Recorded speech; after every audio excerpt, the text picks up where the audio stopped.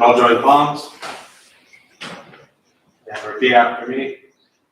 I take refuge in the Buddha. I take refuge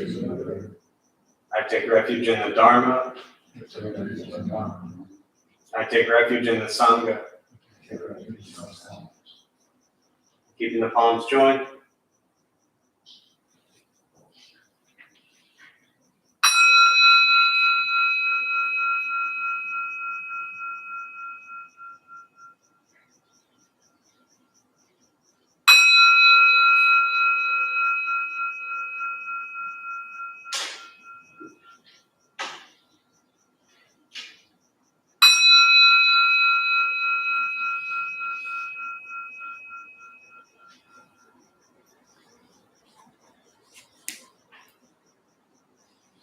Put the palms down.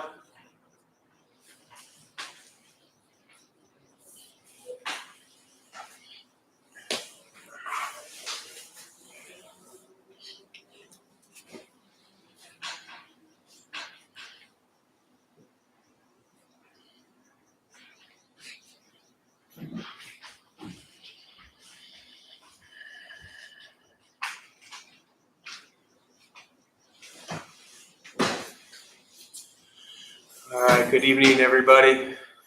Good to see you all here. Thanks for being here on this Tuesday evening. Any baseball fans in the room? You're here. World Series is on. You're here. My team's already off. That's this is the 5-year anniversary of the ending of the misery of Chicago fans, because 5 years ago, Chicago Cubs won the World Series for the first time in 108 years. So that might not mean much to people, but if you're from Chicago and into sports, I always talk about that being the only moment in my life that I experienced tremendous anxiety. And anyone here live with anxiety? Most people do. For me, I never had it. I mean, I had anger, I had depression, I had enough to drive me to this path, but I never had anxiety like the way people describe it. I've worked with people enough to know, or not to know, but to, listen to what it's like. And, you can't function and your heart's like racing and you can't breathe and you're just like panicked and all that kind of stuff. That's how I was 5 years ago tonight. And I even recognized like, wow, this is what people go through. I was actually able to, and I don't mean to make light of like real anxiety. I mean, this was over a baseball game, but I had the same feeling, like I couldn't breathe. It was the craziest thing in the world. And I still can't figure out why, because it's, for the most part, completely meaningless. But, a lot of it is tied into kind of childhood and thoughts and dreams. For me growing up, like my whole life, all I wanted to do was be a baseball player for the Chicago Cubs. Like that was it. That was my life's dream. Anyone here ever have a life's dream? Like just a dream of what you wanted to do, So at 5, my dream was not to end up sitting here leading Buddhist classes on a Tuesday night. But life doesn't always work out how you intend it to. It just works out however it works out. And so even in that moment, as I was sitting there, it was like, and then when they won, I was in tears. I was like that 5-year-old kid all over again. And you begin to see that like these experiences that we go through, they're all relative, right? And so some of us really deal with tremendous, intense trauma and experiences. And some of us have been pretty fortunate and only experienced anxiety during a moment like that. But it was a really cool, for me at least, just kind of reminder that, these experiences we have when we're kids that we go through, like they really do shape our experiences today. And so I think it's good to have dreams and goals and aspirations and things you want to accomplish in life. And then it's also good to recognize that life doesn't always work out that way. And for me, the practice has always been about trying to figure out, okay, when life doesn't go how we want it to, which is most days, how are we going to respond when things don't work how we want them to? So I think one of the most beneficial aspects of the Buddhist teachings has been to recognize that when you start each day, to just embrace the fact that it's going to be a bunch of hours of things happening probably differently from what you had hoped. And once in a while, things actually go smoothly and how we want them to. But very often we're just facing adversity and challenges and difficulties that we have to come back to remembering that this too shall pass, and each moment, each difficulty is, as the Buddha taught, impermanent. And last thing I'll say before we start the meditation is there's one of the sutras, the Diamond Sutra, and the Buddha talks about life being like a dream, a bubble, and an illusion. So a dream, what happens in a dream? Huh? Anything? Yes, I guess I walked right into that, right? Anything can happen in a dream. Thank you for answering that very difficult question. Anything can happen, but then what happens at the end of the dream? You wake up, and the dream's kind of gone, and maybe you remember it, maybe you don't, right? But it was an experience for a period of time, and life is pretty much like that. And then there's the bubble, right? You blow a bubble and you see it, looks great, and then what happens to the bubble? Pops, right? And seemingly it's gone, but in truth it's not gone, it's just different from the form it was in, right? If you think about a bubble, right, when you pop it, the elements that were there that created the bubble, at least the outside of it, didn't go away. They didn't disappear when you popped it. You popped it and it just changed the form. The air, and I'm not a science dude, but the air, whatever was inside the bubble, right, that didn't go away. It's still there. The bubble just changed. And then the illusion is that life is so completely different from how we perceive it to be. And we have this grand illusion that we are these permanent beings that attach and cling to things, but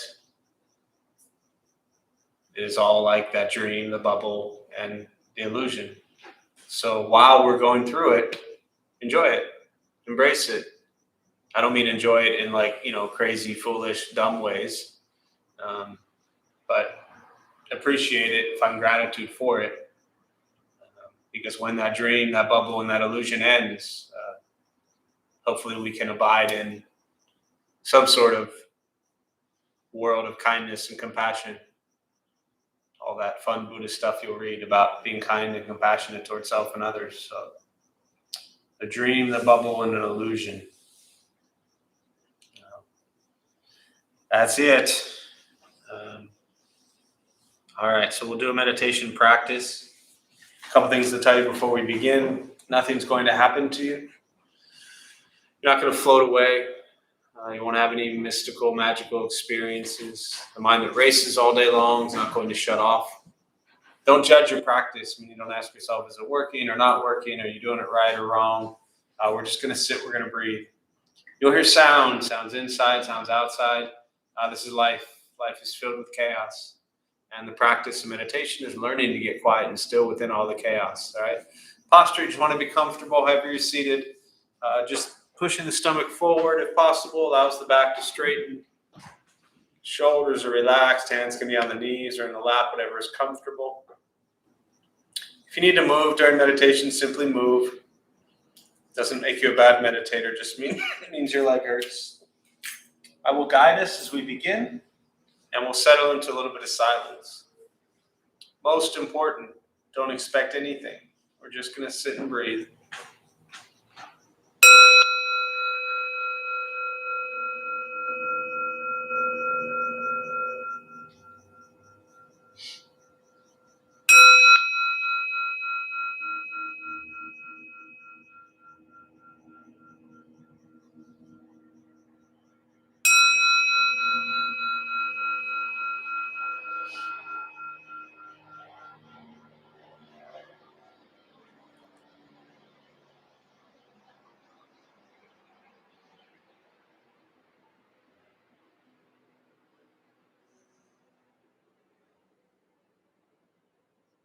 And starting with the eyes closed if comfortable, or slightly open.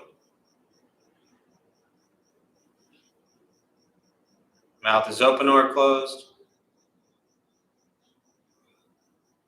We'll start with taking 3 deep breaths slowly.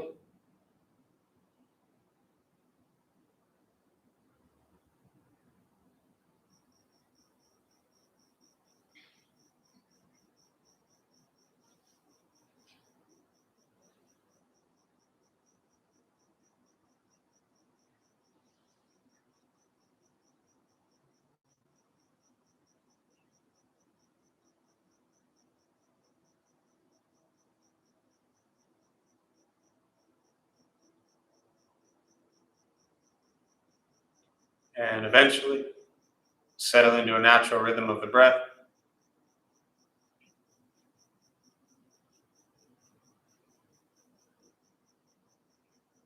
Noticing the mind as it wanders, jumping from thought to thought.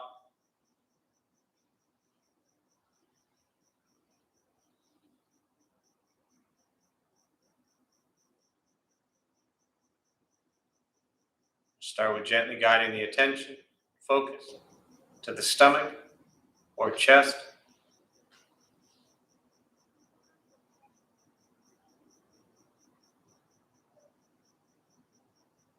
Breathing in, feel them rise.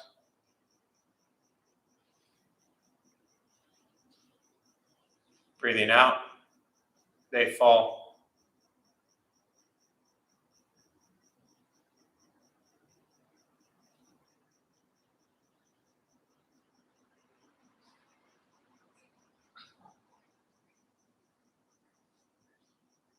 Simply continue this practice, observing sensation of breath.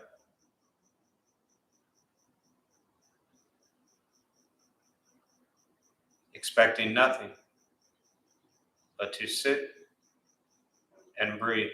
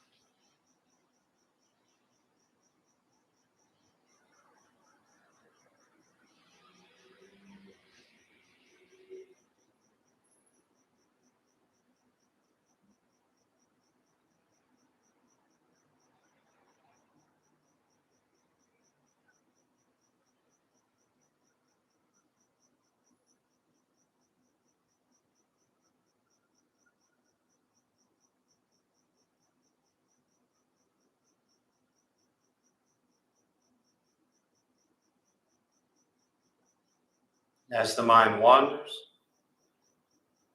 lost in thought, recognize it, release that thought,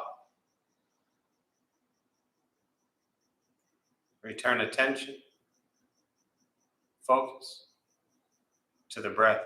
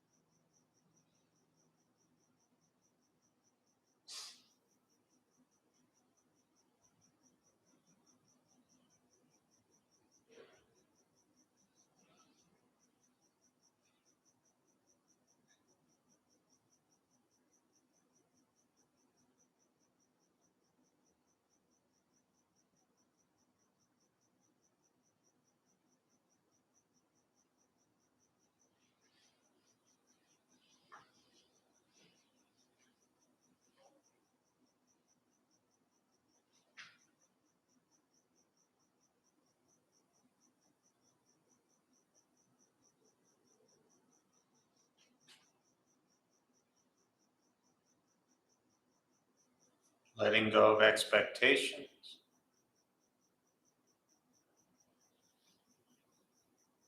letting go of judgment from the practice, just sitting, breathing.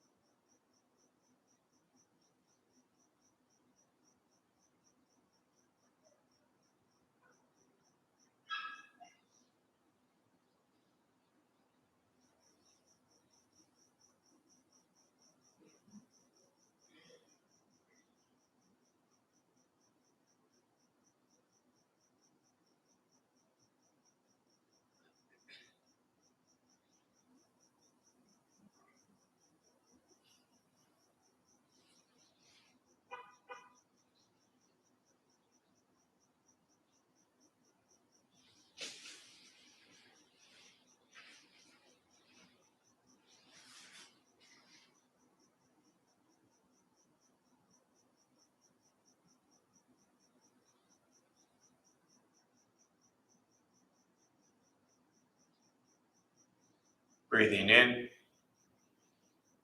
follow breath in.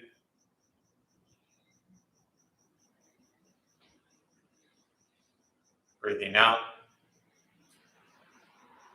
follow breath out.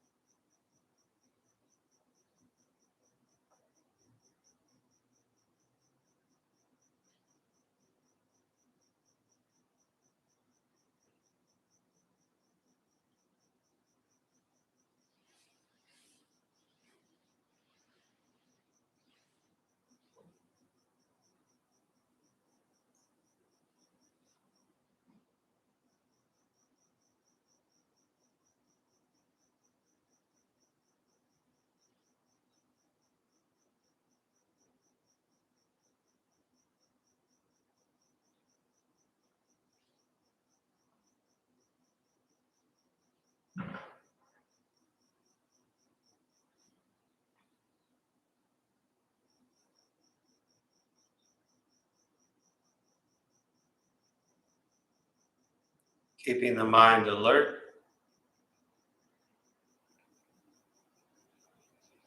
aware of each sound,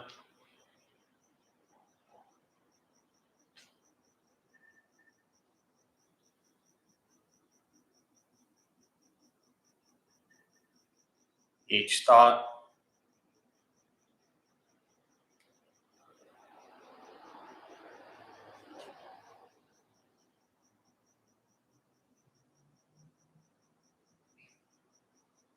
each physical sensation.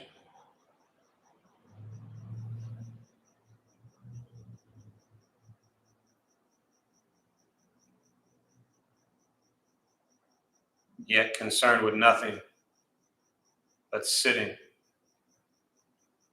breathing.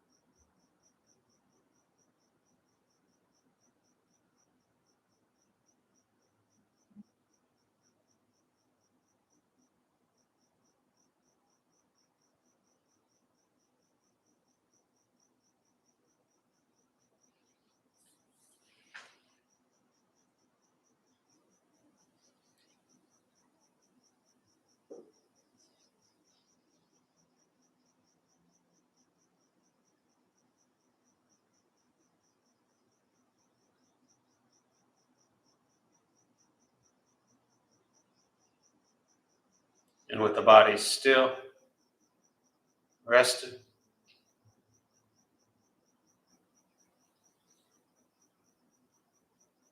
and the speech quiet, aware of all sounds,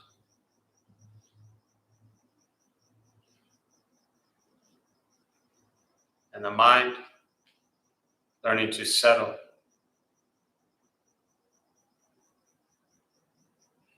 Know what it's like to just sit and breathe.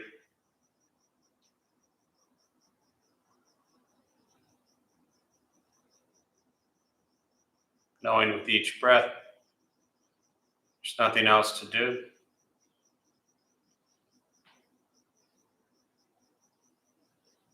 Nowhere else to go.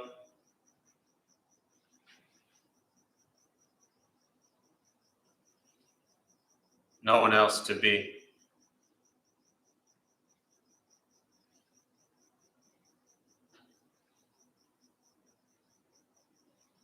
Everything beautiful, exactly as it is. Sitting, breathing.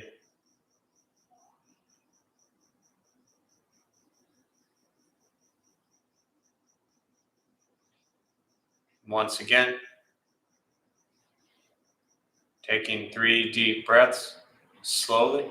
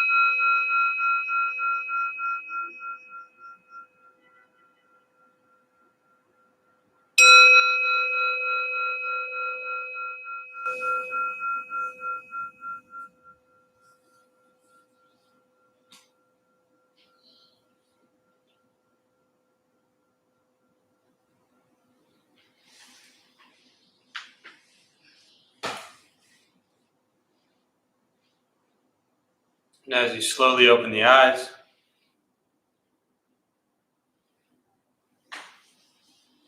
slowly begin to move. Most important, the practice of meditation is to recognize how you feel now, immediately after.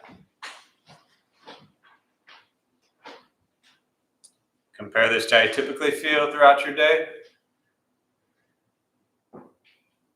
Recognize the difference, if there is one. Ask yourselves how you prefer to feel every day for the rest of your life.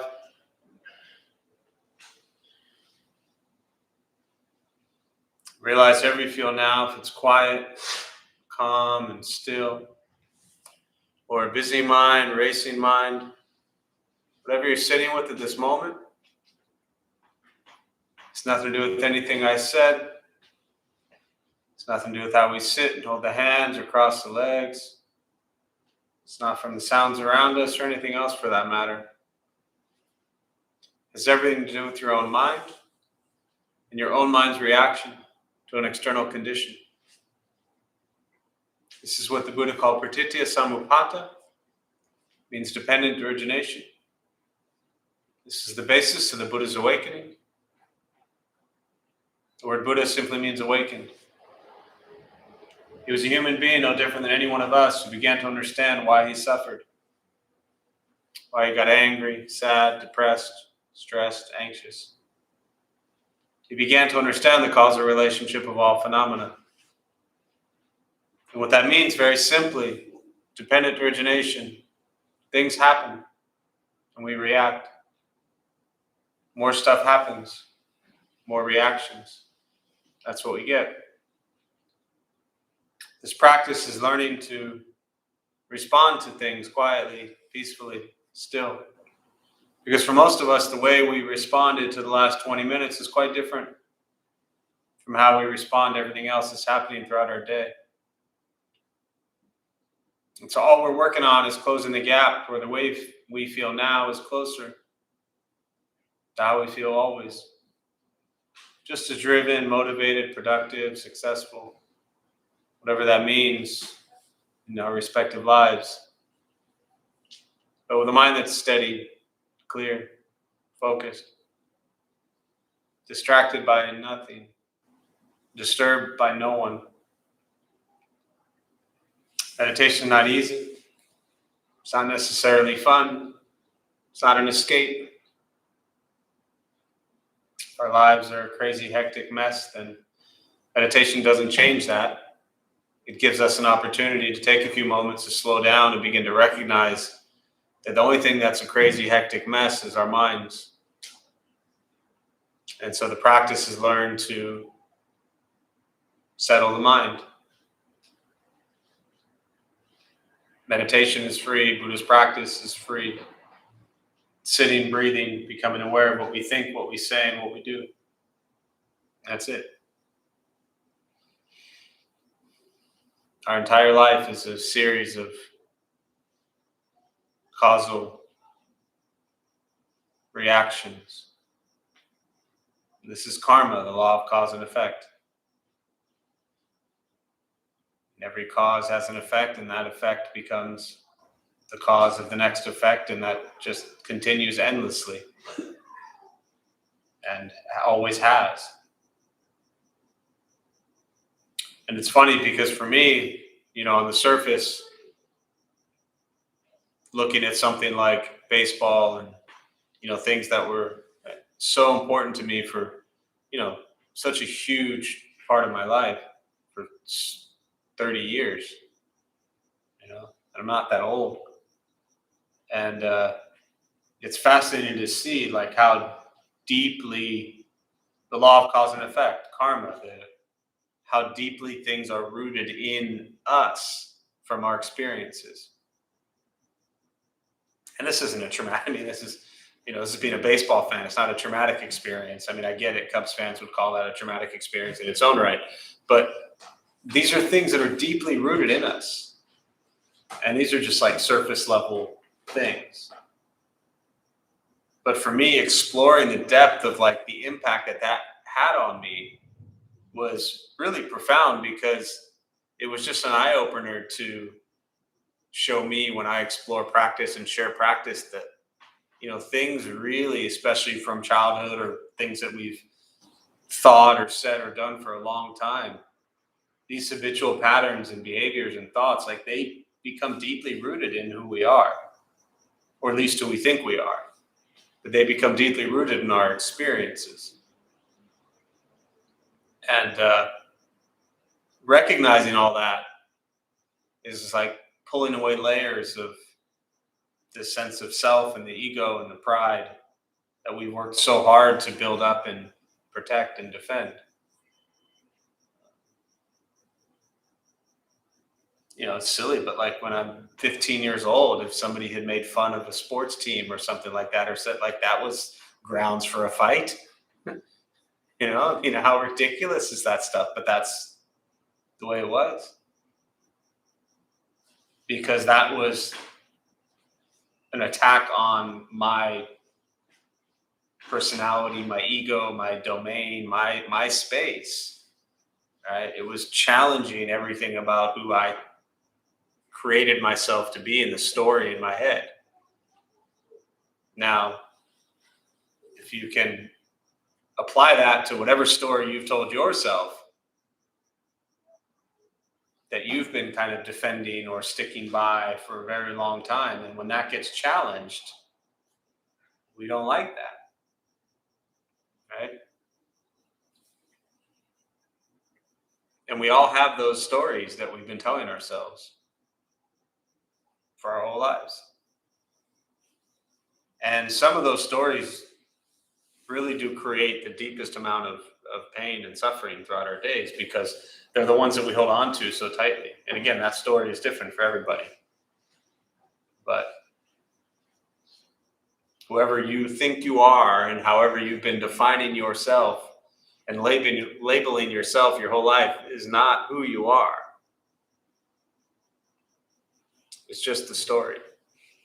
So again, the dream, the bubble, the illusion. Can you see the impermanence in that story of that sense of self that we're so attached to. So that's enough rambling on that for this moment. As always, I really prefer just to open up to questions, meditation, Buddhist practice, anything that you're sitting with, and we'll use the rest of our time this evening, and I'll just respond to your thoughts or questions.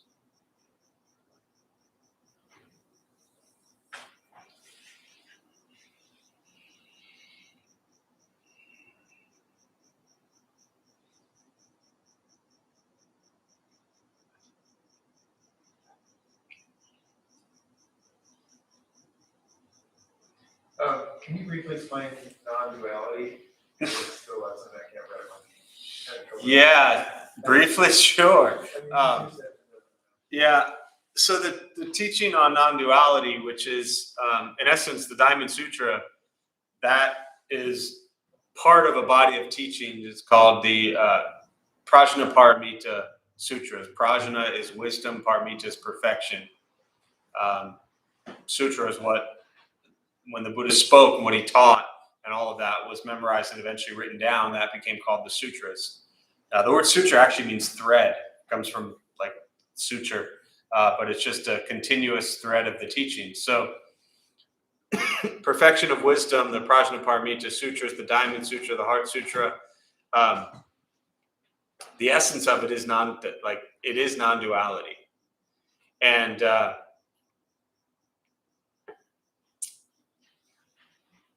our entire life, all of our suffering is because we have a dualistic mind. So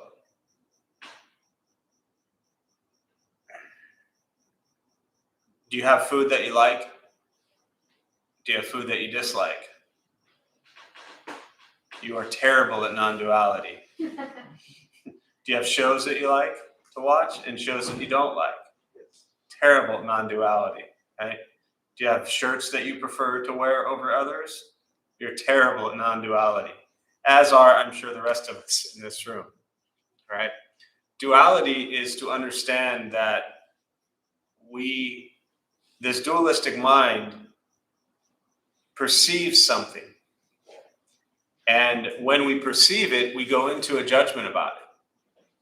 And we say, I like this or I don't like it, right? It brings me pleasure or pain, right? I crave it, I desire it, I run towards it, or I have an aversion, I run away from it. And so the Buddhist teachings on non-duality is to remove all of that and to abide in sensation of breath and experience of the present moment without judging, critiquing, labeling the present moment. You ever seen the movie Being There?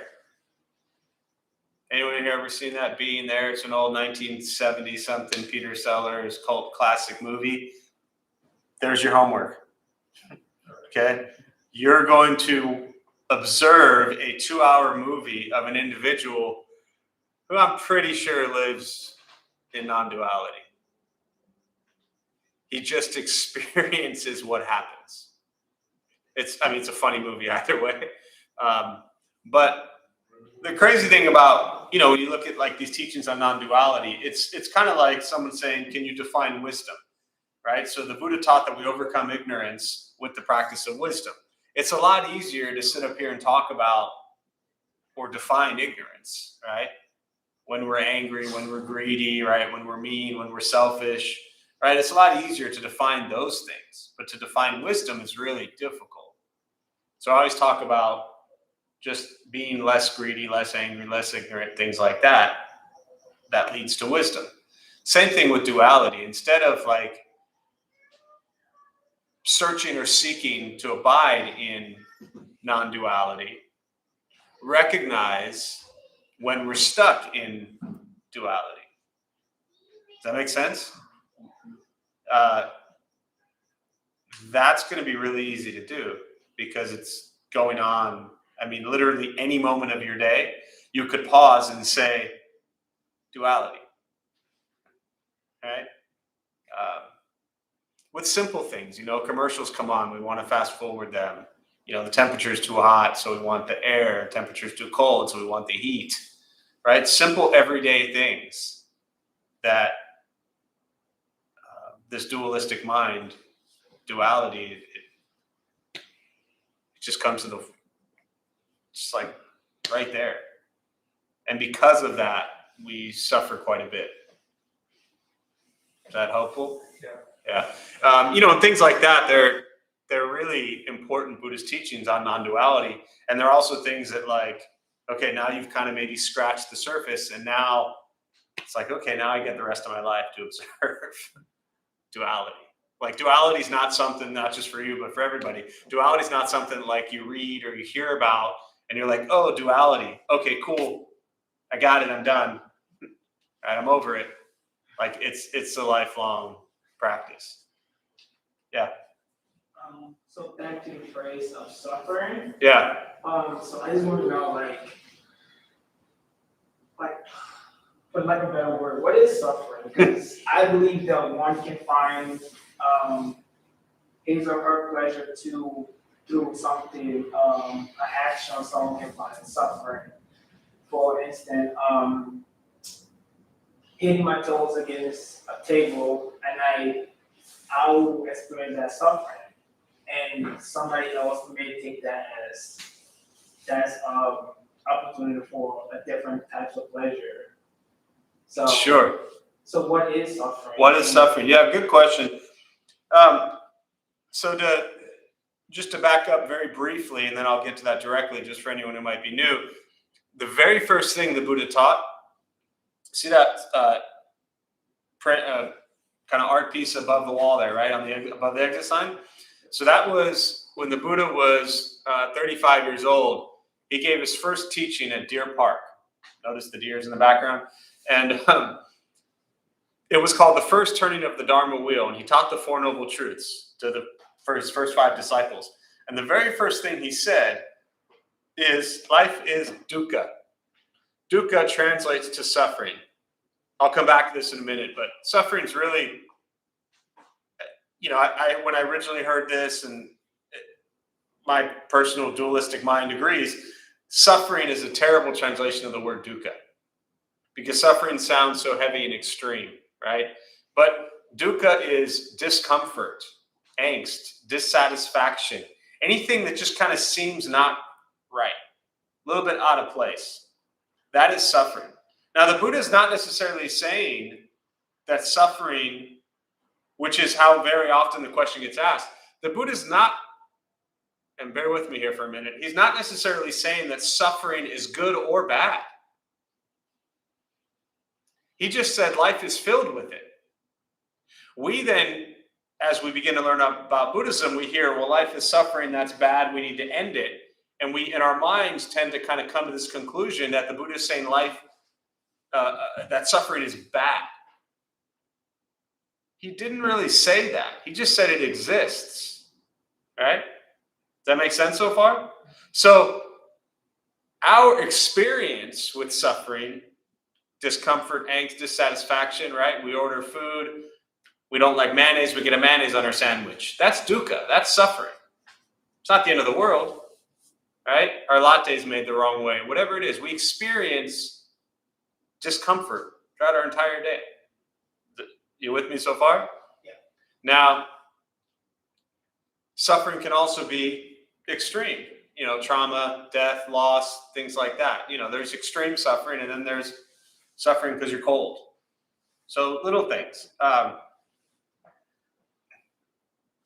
never taken the Buddhist teachings to kind of, for me, looked at as suffering bad, ending suffering good. Again, that's a very dualistic thinking. So the Buddha who taught non-duality wouldn't have brought duality into the teachings themselves. That wouldn't make any sense. What he said about suffering was, what is the cause of suffering? Discomfort, angst, dissatisfaction. the cause is craving, desire, wanting things to be different from how they are. Very specifically, the three poisons, he called them greed, anger, and ignorance. Greedy, we always want more. We're angry because we don't like the way things are. And we're ignorant because we're ignoring the true nature of reality by throwing our projections on things of how we want it to be. So we have a craving and desire. That's what he really wanted you to explore. What is the cause of your suffering, right? That's the practice. Not necessarily to think that like suffering bad, because you're going to suffer. So whether suffering is good or bad is irrelevant. We all experience it every moment of every day of our lives on some level. So he wanted us to look at the cause of greed, anger, ignorance, and to practice generosity, compassion, and wisdom to help overcome suffering. Now, yes, from this approach, one could infer that, like, well, if we're working to overcome it, then it must be bad, right? But it's not so simple. And to your point, and I've heard it asked, in various ways, often people will say things like, well, suffering is good because I had to suffer to learn, right? I mean, anyone ever gone through suffering and you're like, okay, well, I know that, flame hot, I suffer, don't put hand in flame, right? I mean, so we experience suffering and we hopefully learn from these experiences. But again, I don't want us to get wrapped up in the suffering being good or bad. It just exists. The third thing he says is that there's an ending to this suffering. And again, we then look at that as like, oh, well, there's good news. We get to end our suffering. We get to suffer less, which for me has always been more practical approach, not like, okay, is my suffering going to end by noon tomorrow, right? Probably not. But can I suffer less today than I did yesterday? Can I suffer less tomorrow than I did today?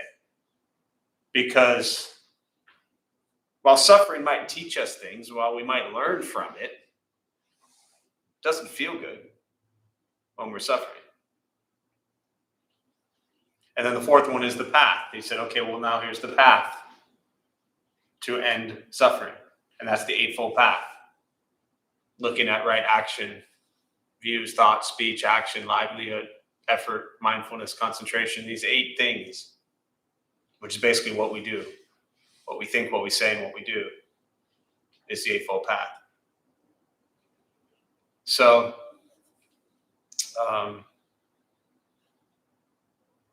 is that helpful? Yeah? Okay. Good question. Yeah.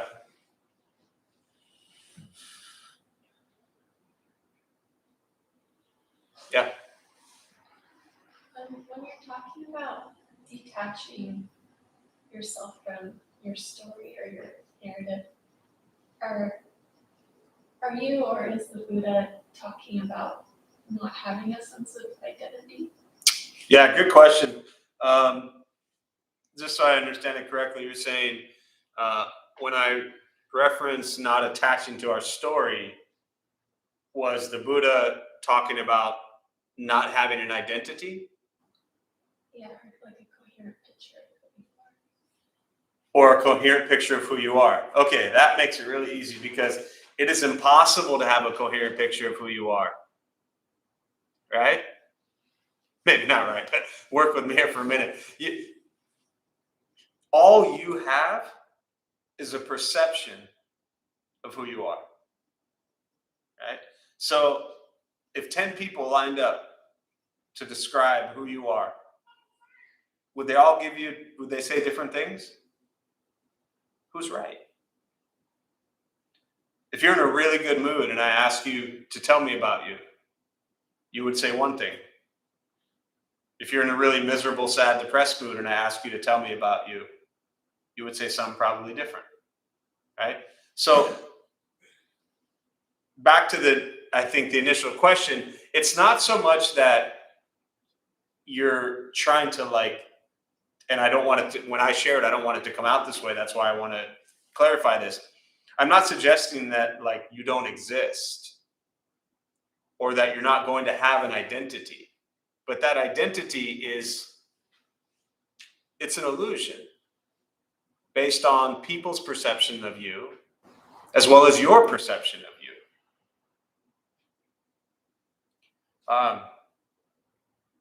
Like I said, your view of yourself will change constantly, right? Your experiences are different every moment of your life. So we all have labels we put on ourselves. You know, I can say I'm Jeff and I'm 46 and I'm sitting here at the Dharma Bum Temple and I like the Chicago Cubs. You know, I mean, I can tell all these stories and experiences, but that's not who I am. That's just, even the word identity, like that doesn't identify me. Because ultimately the Buddha taught, and you know, not to confuse it even more, but ultimately what he taught is non-self. And what I believe he was really getting at is kind of, you know, your question is addressing that. That non-self doesn't mean that you don't exist. It's just you exist completely differently from how you perceive yourself and other people's perceptions of you. Is that? I mean, the questions of non-self and non-duality, like these are life, you know, multiple lifetimes of practice to try to really bring this into everyday practice. These aren't like, oh, cool, non-duality, non-self, get it, next, right? These are really deep things to explore. But I think on a practical sense, or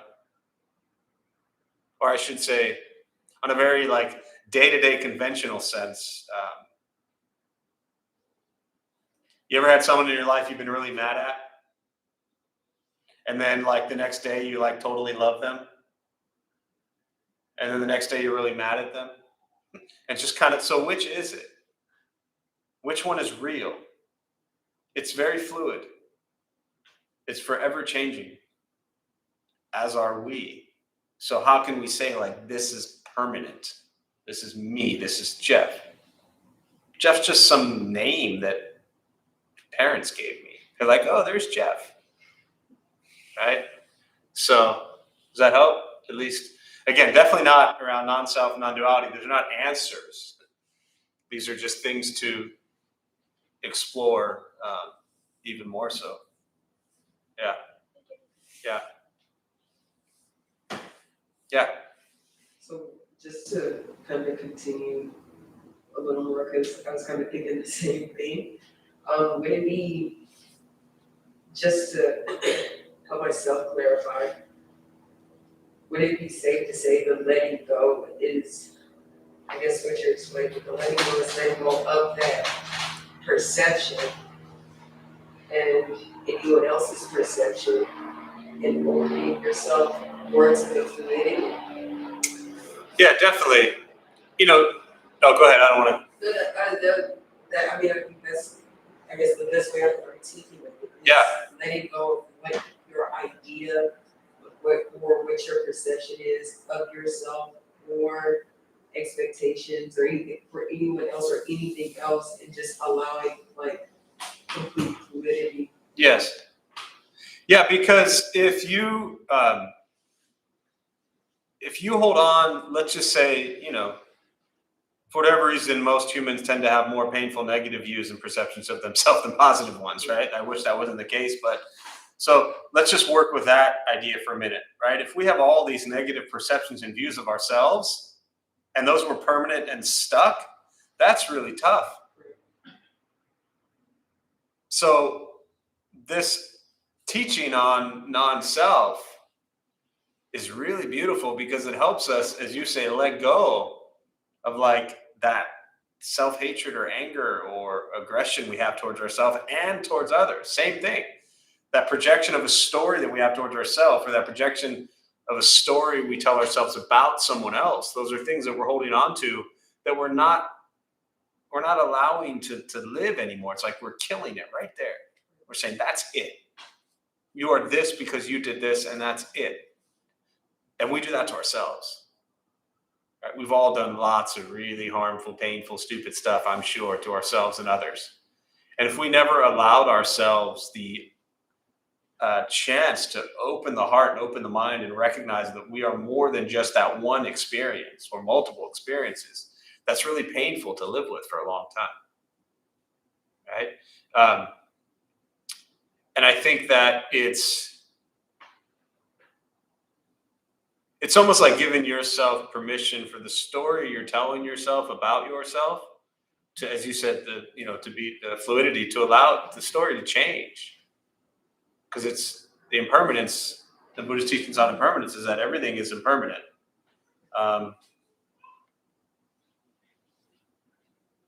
There's a great teaching, Thich Nhat Hanh, is the great Vietnamese Zen Buddhist master, and he would say, nirvana, right, freedom from suffering, is freedom from views.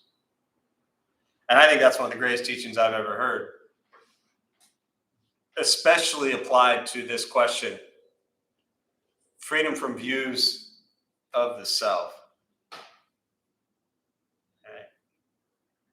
I mean, does anyone in this room sit around all day long telling themselves how wonderful they are? You wouldn't be here if you did, right? And I wouldn't be sitting here leading this stuff if I had, right? So that's the idea. I don't know why, but we're all sitting here like telling ourselves with whatever. I don't want to fill in the blanks, right? So allow that story to change a bit, right? You're here, you're working on yourself. Like, give yourself like a break. You know, you're not nearly as terrible as you think you are, right? It's okay. I don't want to go on. Does that help? Yes. Yeah, okay. I could ramble forever. Go ahead. I just want to take back on some conversation. The way I understand self is I look at it as a three triangle. In the middle you have your true self. Around me you have the fear, and the bigger circle is the costume that we all wear to define ourselves. Whatever it may be. I'm Eric from Boston. I like the Red Sox. Those are the costume that I'll be wearing, and my fear is I don't want people to see my true self because I don't know how people will judge me or criticize me of my true self, right? So that's how I understand the self-wise. Who I am, who people know me as, it's not the true me. All people, like whatever identity people have of me is a costume covering my true self because of the fear that I have of people, whatever society seeing me a certain ways or seeing me in whatever ways. That's how I understand the self-wise. Sure. No, and I think that's beautiful. And I'm going to throw one thing back at you to kind of challenge you to work on for the next 8 years, right? What if, just as a challenge, because you're smart, you like to think, I can tell from your questions, what if that true self that you're referring to is also just the costume in the story, covering up the non-self? That's actually a book that I read called Ishmael. They actually talk about that same category of our true self. It's not the true self that we think is the true self. Because Mother Nature, our society has told us the same story over and over, that the earth belongs to us. So it's our duty to conquer the earth. So we do whatever it takes to create technology and create different types of stuff to conquer the earth, conquer space. So that same story has been ringing in our ears since we were born, since our great-grandparents were born. But that's our life. That's what society has been telling us. So now I'm thinking about then what is truth? Right. So that's you ever seen Fight Club? Yeah. Okay.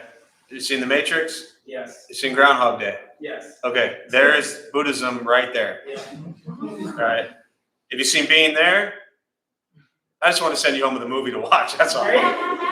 So, but that all of those things, I think, in a very kind of Western movie-like way, address what everything you're talking about. The big lie.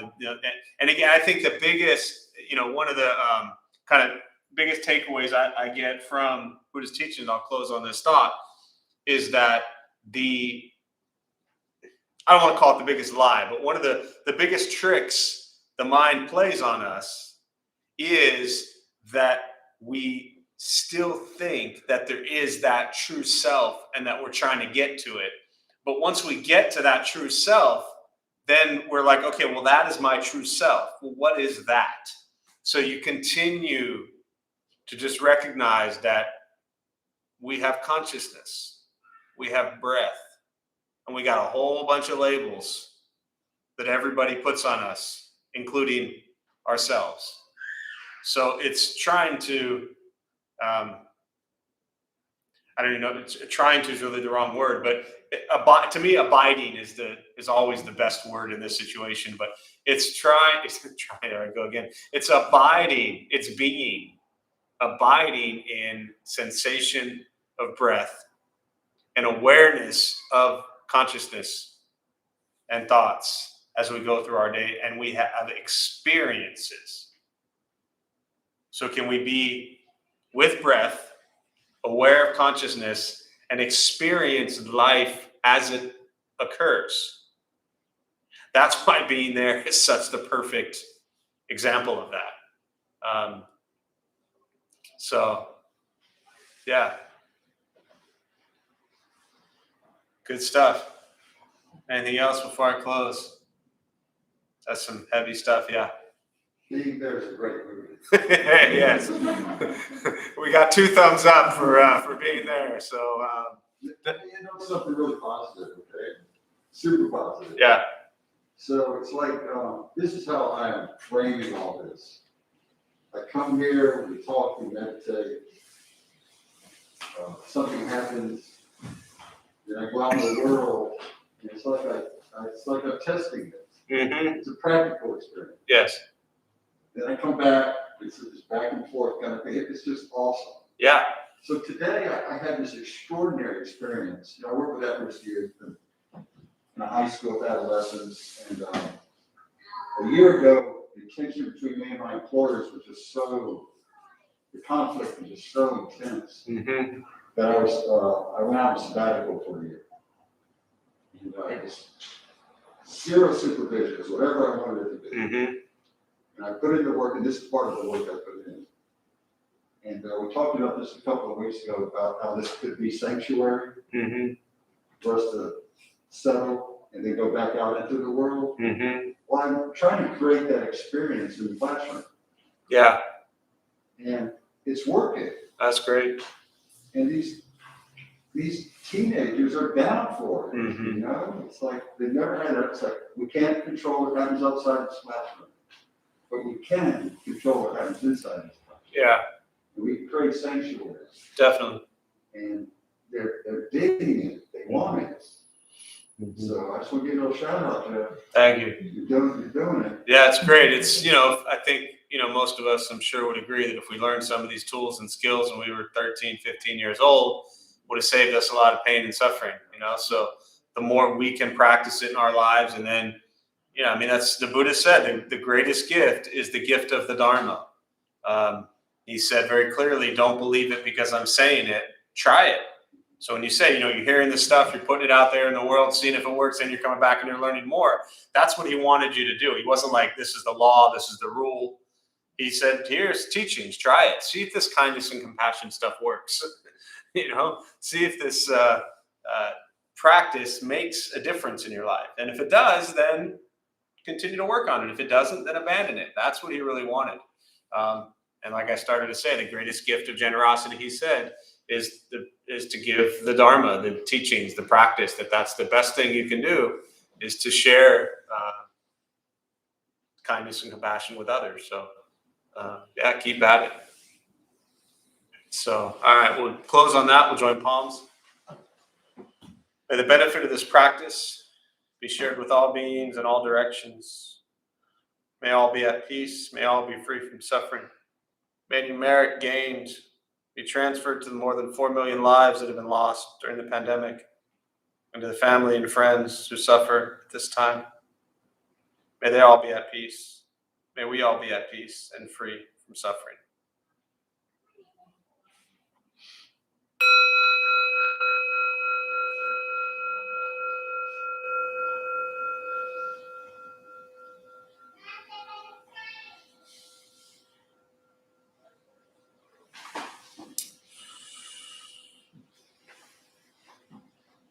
All right, so a few quick announcements. Thanks all for being here. Always good to see you.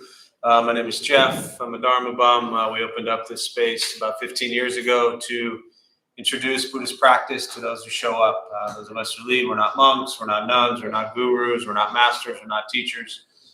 We're not looking for students, we're just practitioners. So we do our best to take our understanding of Buddhist teachings and put it into terms that hopefully make sense to those of you who show up. So thanks for showing up. Each night we have different practices going on. We closed for 16 months, as most of you know, for the pandemic. And since we've reopened about 3 months ago, we have probably half our schedule in person and half still online. So Tuesday, Wednesday, Thursday nights and Saturday morning, we sit here. Tuesday night and Saturday morning for the recovery sangha, anyone battling addiction, drugs, alcohol, whatever it might be. That's Tuesday night downstairs and Sunday morning up here. Other than that, nothing too much out of the ordinary going on. I appreciate you all being here. Being there, being here, being there. I just confused myself. Not hard to do, but I appreciate you all. So thanks for being, and I will see you all soon. Thank you. Thank you. Thank you.